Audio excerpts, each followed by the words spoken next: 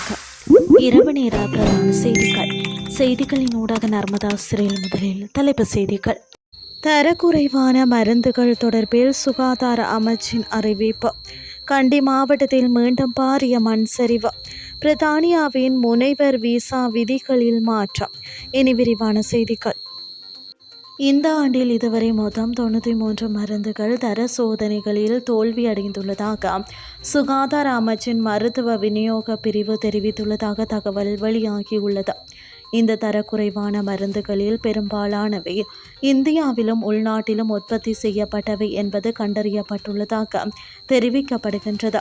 மீதமுள்ள மருந்துகள் சீனா, பாகிஸ்தான், ஜப்பான் மற்றும் பங்களாதேஷ் உள்ளிட்ட நாடுகளிலிருந்து நாட்டிற்கு வந்தவை என குறிப்பிடப்படுகின்றது.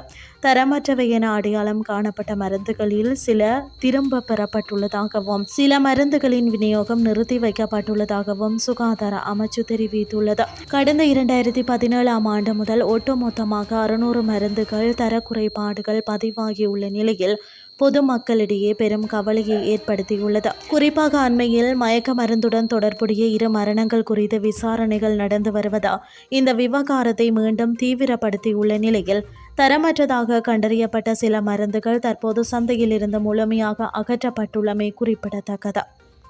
கண்டி மாவட்டத்தில் உடுதும்பர மற்றும் கின்னஸ்கிரிய ஆகிய பகுதிகளில் பெய்த கனமழையை தொடர்ந்து கின்னஸ்கிரியவில் ஏற்பட்ட மண் சரிவில் 3 பேர் படுகாயமடைந்துள்ளனர். இந்த அனர்த்தம் இன்று இடம்பெற்றுள்ளது. பிரதேச மக்கள் காயமடைந்தவர்களை மீட்டு இருவரையும் உடுதும்பர வைத்தியசாலையிலும் மற்றொருவர் கண்டி தேசிய வைத்தியசாலையிலும் அனுமதிக்கப்பட்டுள்ளனர். அப்பகுதியில் இன்னும் மண்சரிவு ஏற்படக்கூடிய அபாயங்கள் காணப்படுவதால் அப்பகுதிகளில் வசிப்பவர்கள் தற்காலிக தங்குமிட முகாமுக்கு உடனடியாக இடமாற்றப்பட்டுள்ளனர்.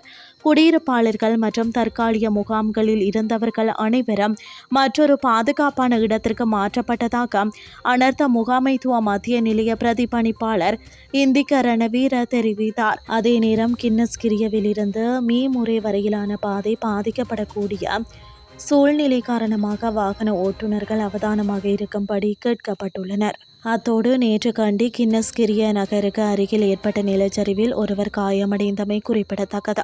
மேலும் கண்டி மகாமாய பெண்கள் பாடசாலைக்கு மேல் உள்ள ராஜ பிகில்ல மாவட்டத்தில் பல இடங்களில் கனமழையால் மண் சரிவு காரணமாக மாணவர்களின் பாதுகாப்பை கருத்தில் கொண்டு குறித்த பாடசாலை காலவரையின்றி மூடப்பட்டுள்ளது.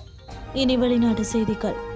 பிரித்தானியாவில் முனைவர் பட்டம் பெற்றவர்களுக்கு வழங்கப்பட்டு வந்த விசா ஊதிய சலுகைகளை நீக்குமாறு அந்நாட்டு அரசாங்கத்தின் இடம்பெயர்வு ஆலோசனை குழு பரிந்துரையை முன்வைத்துள்ளதாக சர்வதேச ஊடகங்கள் செய்தி வெளியிட்டுள்ளன.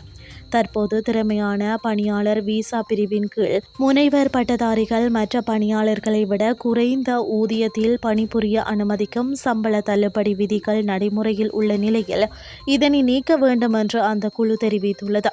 முனைவர் பட்டம் பெற்றவர்கள் மற்ற திறமையான தொழிலாளர்களை விட குறைந்த சம்பளம் பெறுகிறார்கள் என்பதற்கு எந்த ஆதாரமும் இல்லை என்றும், எனவே இந்த சலுகை தேவையற்றது என்றும் ஆலோசனை குழு தனது அறிக்கையில் சுட்டிக்காட்டியுள்ளது.